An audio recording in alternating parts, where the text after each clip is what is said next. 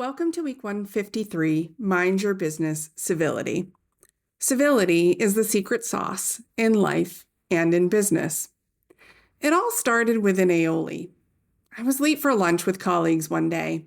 A client on Zoom needed my support, and at that moment, I was right where I needed to be, doing exactly what I'm here to do, and time slipped by faster than the blink of an eye.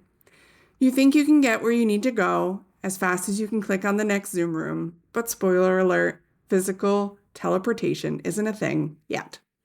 I grabbed my emotional support water, keys, phone, and the mental chatter of what I needed to accomplish by 3 p.m. and ran towards the car.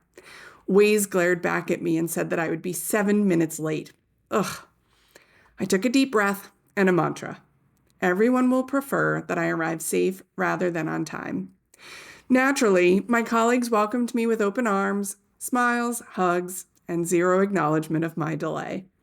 I settled in, practiced the power of the pause, and took a few deep breaths. As we prepared to order, my colleague Allison, a fellow potato connoisseur, asked for an additional aioli to dip their delicious fries in. The waiter informed her that there'd be an extra $1.50 charge. Allison, usually the calmest person at the table, having had a long week managing a challenging client, said, "Why is it $1.50 extra for a small container of aioli? That's outrageous." Her sharp tone surprised even her. I felt the similar surge of secondhand embarrassment. I wanted to jump in and tell her to let it go. It's just aioli. But something stopped me. I thought about something I read last week about the neuroscience of stress and civility. I imagined her prefrontal cortex overloading and shutting down, sending reactive signals that had nothing to do with aioli. Young and visibly shaken, the waiter stammered an apology, their eyes darting nervously at the rest of the table. And then I remembered a moment from years ago when I was in customer service, enduring the wrath of somebody's bad day. I'd been the target, and I'd been the aggressor. Civility, I realized, isn't about grand gestures. Sometimes it's as simple as interrupting a cycle. "Hey," I said, leaning forward with what I hoped was a kind smile. "Why don't I cover the aioli?" Allison turned, her frustration turning into confusion and then shame. No, she muttered, backing down. It's fine. I'm sorry." The waiter's shoulders relaxed, the tension dissipated, and just like that, the moment passed. When I began to process the interaction later that afternoon, it hit me. Civility is the secret sauce. It's not flashy and it doesn't demand recognition, but it's the invisible ingredient that transforms everyday interactions, especially for entrepreneurs like us who manage the delicate balance of clients, colleagues, and friendships. Civility is about more than politeness. It's about interrupting patterns of incivility. Patterns that, according to a recent SHRM study, occur at a staggering rate of 2,194 acts per second in everyday life. Choosing civility isn't just about improving someone else's day. It's about creating environments where trust, respect, and collaboration can thrive.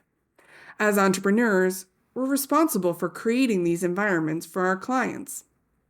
Here's what the aioli moment taught me. Regulate your own emotional responses. Civility starts with your ability to stay calm under pressure. I could have snapped at the table and added my frustration to the pile, but I paused, recognized my emotional reaction, and acted differently. As entrepreneurs, the skill is critical. Emotional regulation isn't just for the other's benefit. It's for your own clarity and focus. Practice compassion. Compassion allows us to understand Allison's frustration at the waiter's stress without getting overwhelmed. Compassion might mean giving a client grace during a tough time, but maintaining boundaries needed to protect your energy. Compassion keeps you connected without losing yourself. Build psychological safety in your sphere. My small gesture wasn't just about aioli. It was about showing the waiter that someone had their back. In your business relationships, psychological safety could look like creating a space where clients or collaborators feel free to share their ideas or admit challenges without fear of judgment. Civility is the secret sauce for minding your business. literally and figuratively. It turns conflict into connection, chaos into calm, and misunderstandings into opportunities for growth.